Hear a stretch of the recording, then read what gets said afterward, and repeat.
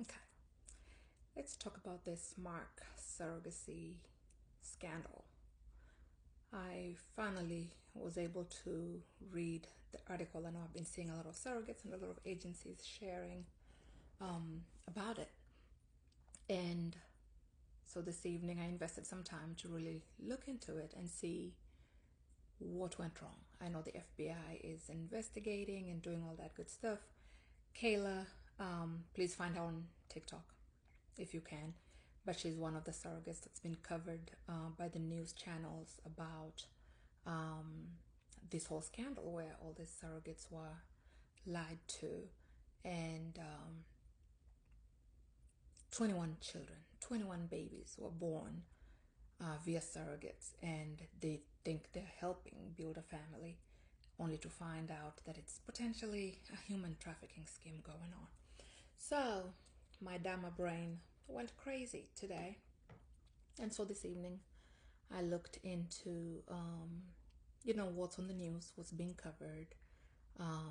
As a gestational surrogate myself on a second journey, I feel bad. I feel bad for these girls who they thought they did something grand. They thought that they're helping families to grow. They were helping couples that were unable to conceive to finally achieve the dream of parenthood.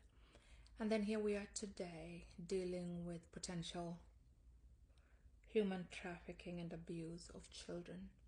I cannot even imagine the trauma Kayla and them are going through right now, and we need to support them as much as possible. As a surrogate, a lot of questions came to mind.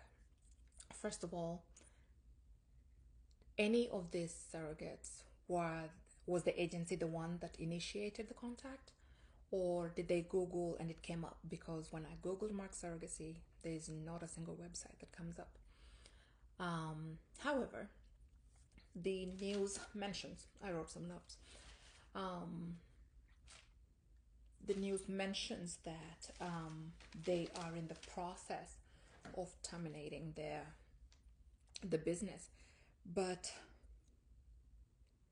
not completely.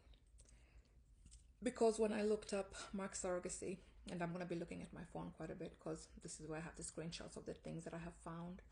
First of all, this surrogacy was registered to a residential address. This $4 million 9-bedroom house was supposedly the headquarters for operation, and it's still active. There is three entities that are registered in this address. 612 West Camino Real Avenue in Arcadia, California. So they obviously lied to the state, right? But Mark Surrogacy Investment LLC, the two entries in the biz profile, one of them was terminated, and the one that is still active was only filed in February of this year. So if there's 21 babies between the ages of 13 and these surrogates were pregnant already, this agency had to have existed for much longer. And in my head I'm thinking, okay, maybe they kept changing names, and in one situation here, I think that's what it is, this one was filed February 2025, registered. This address, I looked it up. It's a principal address for 3 different entities.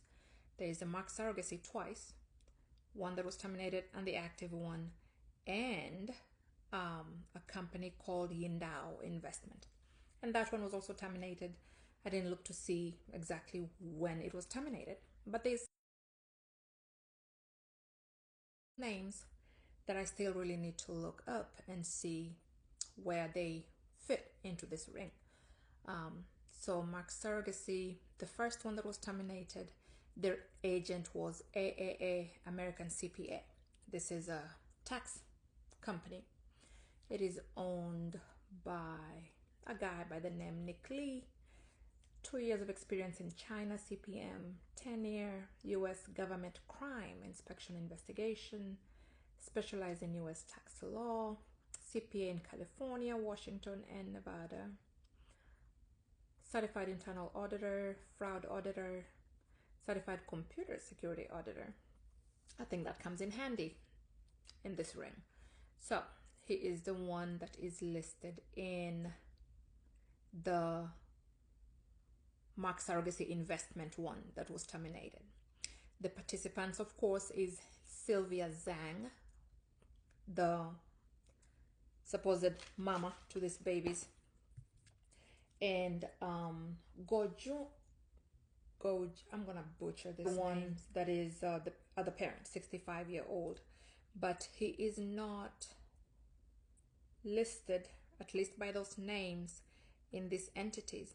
There's, however, Guilan Huang. Could it be the same guy? Probably. The Mark Surrogacy LLC that is still active was under Guilan Huang as well. And the one that was terminated was filed in 2021. Okay, so that is the entity component of this address.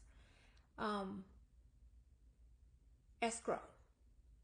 As a surrogate, I needed to ensure that the agency that I use, the escrow, is not in-house, because the second escrow is in-house, automatically bells should be ringing. Conflict of interest. An agency that tells me that they have their own attorneys, that they are assigning me an attorney, I would run. So I don't know how they circumvented this. I would probably have to sit with Kayla or one of the people that would be willing to share their information so that we can see really where they were bamboozled into falling for this scam. But it's obviously very intricate, especially when you're pursuing a dream like surrogacy and things are seeming to line up. It's a dangerous place to be in when you're dealing with such huge characters. Now, I looked up the address to see who lives there and if the nanny ever lived in that address. The nanny is Chunmei Lee. That's the one that they're saying caused the harm to the baby that is in hospital, and video evidence shows that she was also abusing the other babies. We'll get back to her. I'll be all over the place. This is the first time I'm doing a video where I'm talking on TikTok. So let's see. The address also brings up some people which I think I need to do a little more research on. There's Rex Chang. The age is not known.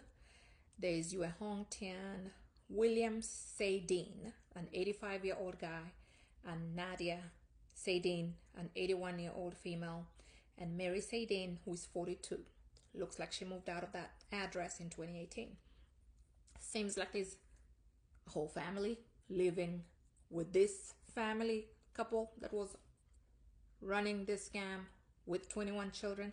And out of the 21 children, I think the news say 2 of them may have been birthed by Sylvia. Now, where do I question the escrow company first, or do I question the IVF clinics first? So first,